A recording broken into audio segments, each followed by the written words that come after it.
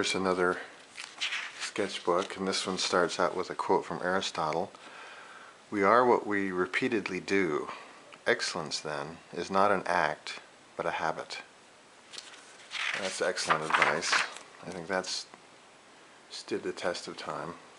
A little thumbnail and a quote by Robert Genn. "When black and white are added to any color, you get the best color of all." He's obviously a tonalist, but interesting idea. Here's another quote by Auguste Renoir. "Black adds a certain lightness to a color." You don't really think of Renoir as using a lot of black.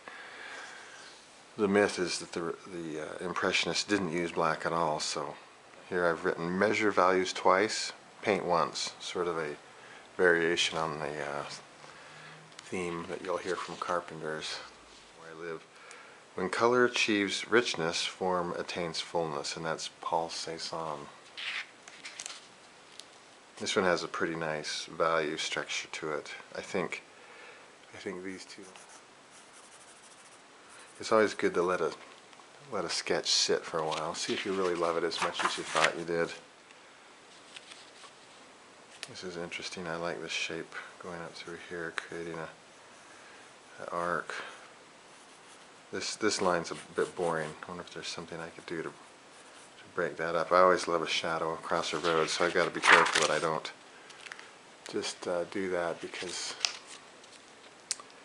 it kind of seduces me into liking it a bit too much.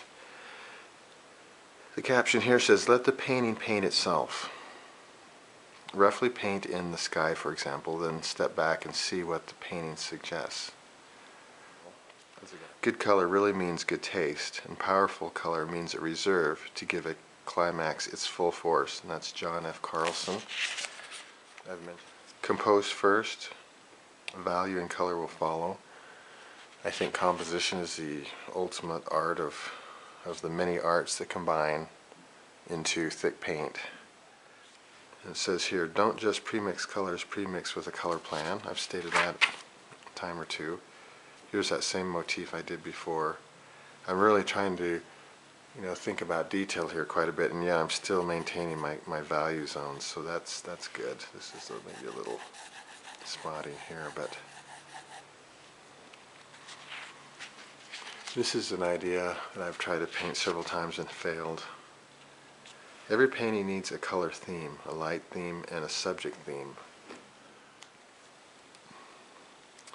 Drawing is the rhythm and syncopation of the piece. Composition is the interplay of alto and bass notes.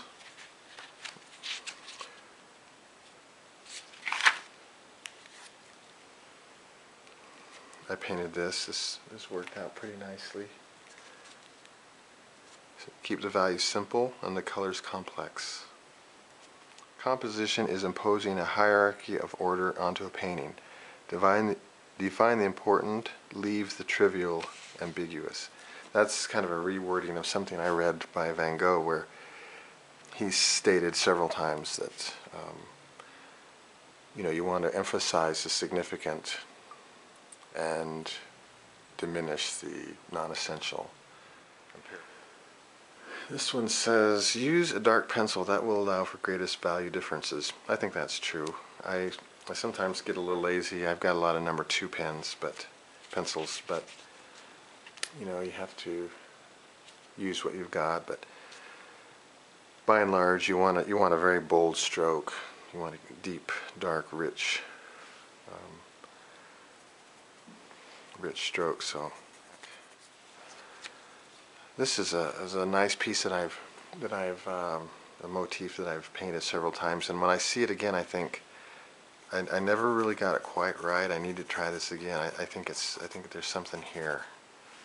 I like this energy. Maybe this is a bit cliche. Maybe I could, cut off a little bit of the bottom, make it more of a vertical or horizontal painting. These might be a little cliche as well, but this says composition determines everything. That's great. I've returned a lot to the idea that composition is ultimately the most important thing, and it's hard for me to get away from that. The more I paint, the more I draw, the more I feel that's true. This says, put the right color in the right spot in the right order. I like this, as you can tell. I often have a road, and it's very difficult to deal with this road because it can become a cliche. So I'm trying to get the right rhythm through here, and having this field occlude, the road as it drops down. It's tricky because, like I say, it can be a huge cliche, and cliche is the death of painting. So this, I can clearly see that white or through there is off, completely off. There's no way that's going to work. So you've got to get your value zones down. Here's some ideas from a book by George Inness, and he's one of my favorite painters, even though he's not a painter who uses a lot of dimension or a lot of thickness. He says, and this is in The Science of Landscape, the horizon is circular. And I did this little sketch. This may be based on, I haven't given any credit here, but this may be based on one of his paintings. As you can see, this motif doesn't look distinctive of me. So I'm looking at this, I'm thinking, this is probably George Inness, because it's very nice. I like it a lot. But he thinks of the horizon beyond the edges of the canvas. So it's circular. I mean, that line is circular. He's thinking about it three-dimensionally. He's not thinking about it as a flat shape. Another idea, all objects, shapes, or color are elements of a visual grammar. I know that Inness thought of a lot of his shapes in symbolic terms, which is an idea I don't particularly love, but I can appreciate it, and it can give a meaning beyond just the shape. And then all objects signal some type of meaning, even if subconscious. So that is an interesting idea. Like a rock could, signal to the viewer, permanence, eternity, a lot of different things. And all these things kind of commingle and create the idea of the painting. So these, obviously, I'm paraphrasing from George Inness, but he's a painter that has a lot of interesting ideas. Sometimes his writing is very obtuse, but if you can get to the meat of what he's saying, he has a lot of good ideas.